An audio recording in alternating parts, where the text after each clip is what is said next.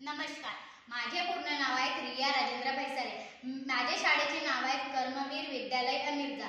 मी इयत्ता 10व्या अ वर्गामध्ये शिकत आहे. घटक पायथागोरस त्रिकोणाचा उपयोग. माझा विषय आहे काटकोन त्रिकोणाच्या दोन बाजू दिलेल्या असताना तिसरी बाजू शोधण्याची पद्धत.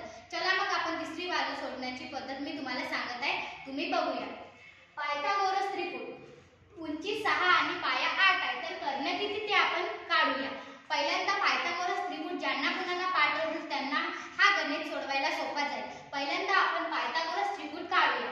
3 आणि 4 5 3 4 5 आहे, तर 3 चा पहिल्यांदा आपण खाडा तयार करूया. 3 1 3 3 2 6 3 3 9 3 4 12 3 5 15. तशाच 4 चा खाडा तयार करूया. 4 1 4 4 2 8 4 3 12 4 4 16 4 5 20.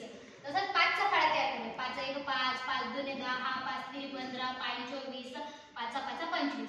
पायथागोरस त्रिकोण तर आपण तयार केलेले आहे. असे अनेक पायथागोरस त्रिकोण आपल्याला तयार करता येतात. उंची 6 आणि पाया 8 तर कर्ण आपल्याला काढायचा आहे. तर चला आपण कर्ण काढूया.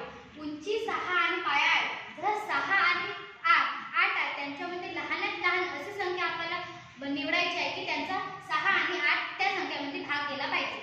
तशी एक संख्या आहे ती 2.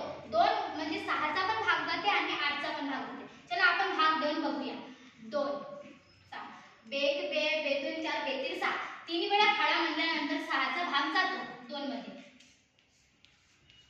बेक बे बेतून 4 बेतील 6 बेचोर. 4 वेळा खाडा म्हणल्यानंतर 8 चा भाग जातो. 3 आणि 4.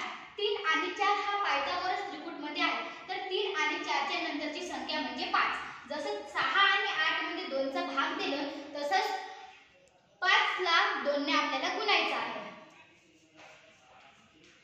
5 1 5 5 2 10. तर 10. जसं उंची 6